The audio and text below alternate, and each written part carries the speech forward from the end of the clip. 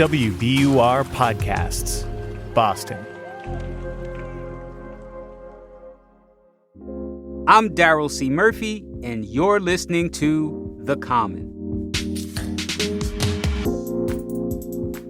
Taylor Dolven, Boston Globe transportation reporter, welcome back.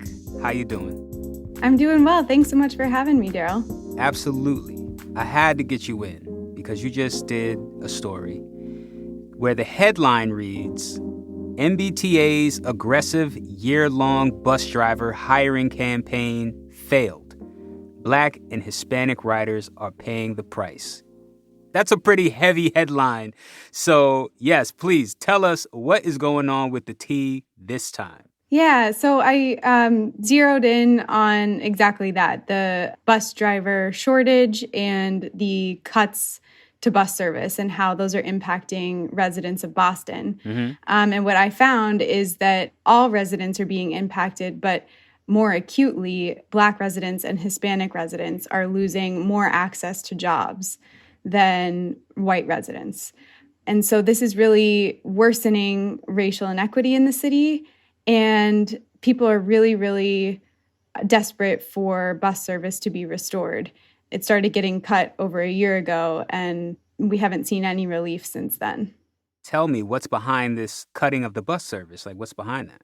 Yeah, so the T first cut bus service significantly in December 2021 because it said that it didn't have enough bus drivers to operate all the trips that it had scheduled. And this was 2021. This was like about the height of Omicron. Yeah, exactly. Everybody was feeling that crunch because people were getting sick and calling out of work. There was shortages all over the place. Yes, exactly. So the T wasn't operating a lot of its scheduled trips because people were calling out. They didn't have enough drivers.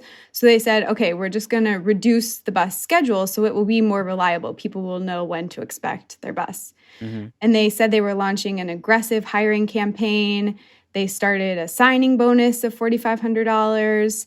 And what we saw was over the course of 2022, the MBTA repeatedly cut bus service again and again. And it got to a point where now the MBTA actually has fewer bus drivers than it did in December 2021 when these cuts first began. So what's really driving the service cuts is the shortage of drivers. Is this indicative of something that started before Omicron? Yeah, it's actually something that started happening before COVID. So if you look back to as early as like 2015, the federal government was warning transit agencies that a lot of bus drivers were going to be retirement age. You know, thousands of open positions were going to happen over the next few years, they warned. So COVID definitely worsened that trend.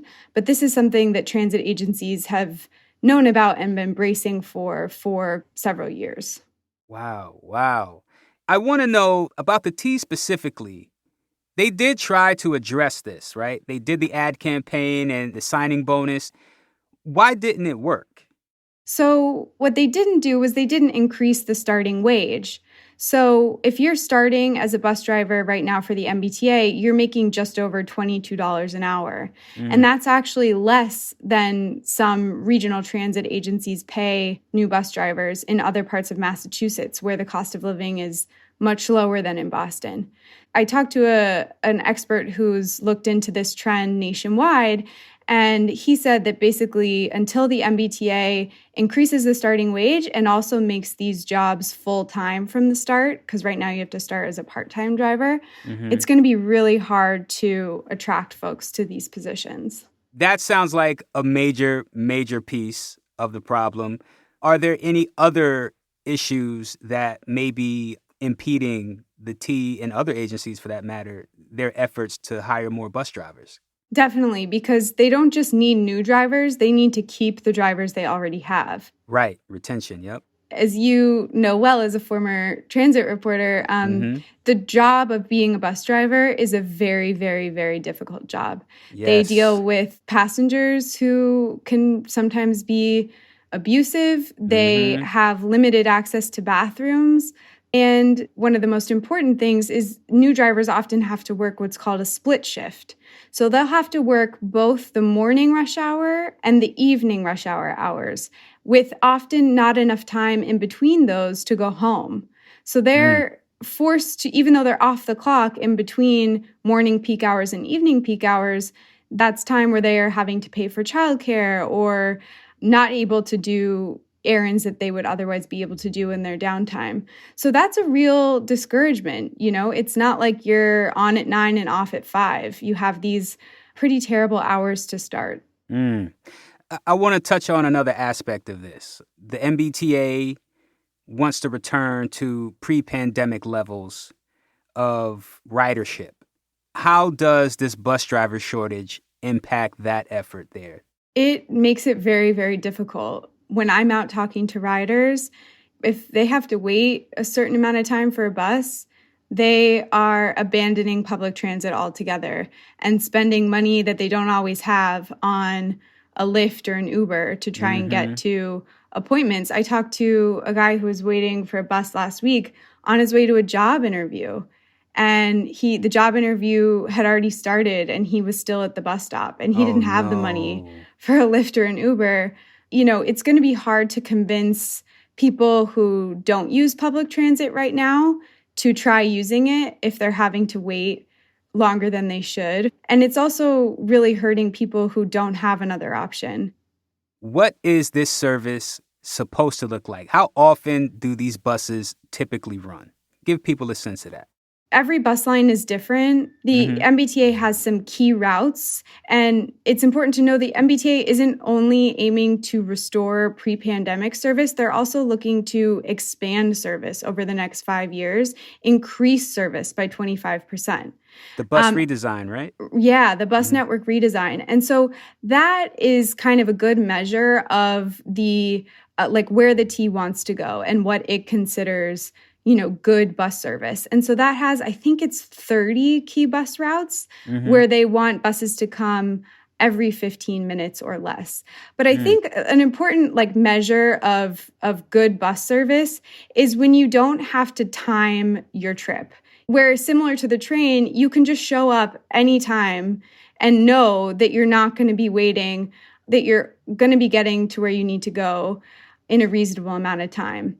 And so I think that's really what's been lost here is people had been used to that kind of service and are instead showing up to these stops and having to wait, 20, 30, 45 minutes for a bus.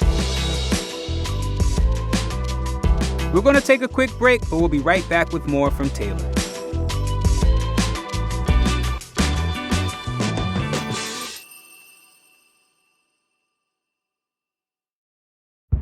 Did you kill Marlene Johnson? I think you're one of the first people to have actually asked. From WBUR and ZSP Media, this is Beyond All Repair, a new podcast about an unsolved murder that will leave you questioning everything. Somebody should be in jail for murdering my sister. A woman who's never been believed. As long as they think I have done this, then they're not looking for who actually did this. And that's what makes it a cold case. No, it's a botched case. And a search for the truth, once and for all. Wow, it just gets more interesting. Beyond All Repair. Listen and follow wherever you get your podcasts. Be careful. You're digging in a place that's been very peaceful for a while. Do it anyway. Dig.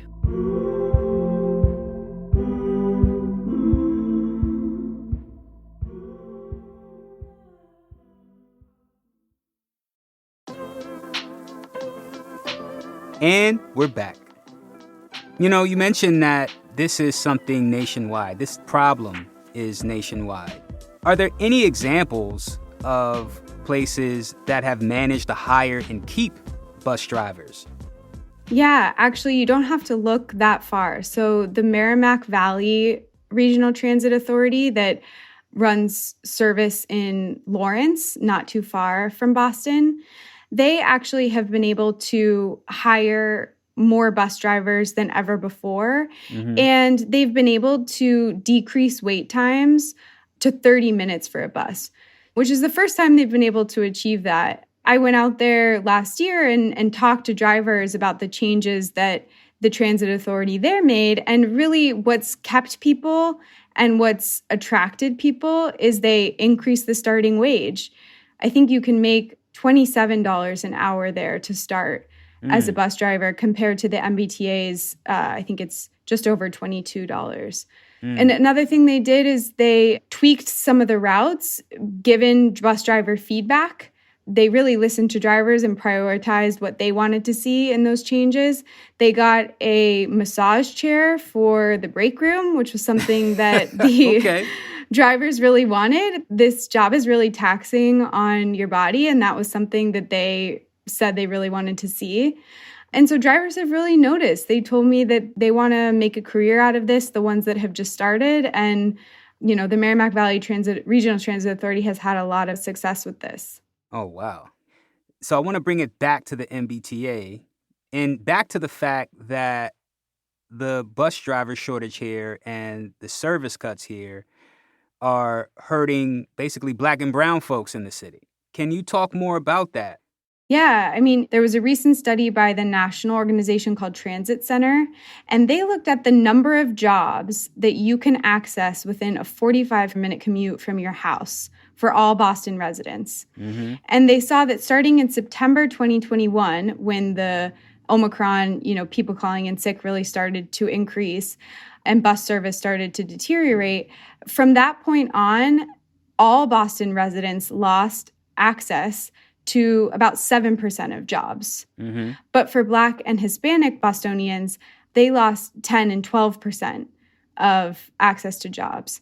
So that's just one measurement of how this is affecting folks. But, I talk to people who on a regular basis are having their wages docked because they're arriving late. These service jobs aren't jobs you can make up. I talked to a home health aide who, if she arrives late to her first home to be helping someone, that's pay she can't get back. That's going to have a long-standing impact on people going forward who are losing out on wages, opportunity, time with their family. What's next from here? Does the T have an idea for how they're going to improve this situation, how they're going to solve this problem? To raise the starting wage for bus drivers at the T, my understanding is that it has to be an agreement between the Carmen's Union and the MBTA. And so a representative from the Carmen's Union said that's something they were working on. So I think that is something that's really needed here and has been successful elsewhere. So I think we should keep an eye on progress there. But there honestly doesn't seem to be a whole lot of urgency to fix this. I was at the MBTA's board of directors meeting last week, and this issue didn't come up at all, even though almost all of the public comments were about bus service and how difficult it is for bus riders to get around. So that board meets once per month. So maybe next month, this issue will come up and more solutions will be discussed, but there doesn't seem to be a whole lot of urgency here. What are the stakes? If they don't solve this, what does the T look like, 5-10 years from now? Or even next year, for that matter. Who knows, Yeah, this really threatens one of their biggest projects, which is the bus network redesign. They need about over 300 drivers just to get back to pre-pandemic service and 400 plus more to increase service by 25%, which is their goal. So they were going to start implementing the new service map and schedules starting this year. And if they're not able to hire enough drivers, that really threatens that project. I think for riders, the long-term impacts are clear. I think racial inequity will continue to worsen, and primarily Black and Hispanic Bostonians will continue to miss out on opportunities, on wages, on time with their families. They got to get on that, for real. And, shout out to all the bus drivers out there, because that is not an easy job. But no, it really isn't. Yeah. Well, Taylor, thank you so much for talking to us about this story. This is fascinating, and I hope it leads to something good. So thank you so much. Thanks for having me. That's Boston Globe transportation reporter Taylor Dolven. And that's our show for today. Thank you so much for listening to The Common. Please Make sure to hit us up on Instagram or Twitter at WBUR-The-Common, or send us an email at thecommon@wbur.org. We would absolutely love to hear from you, especially if you yourself are being impacted by the MBTA's bus service. With that said, I'm Daryl C. Murphy, and I'll talk to you tomorrow.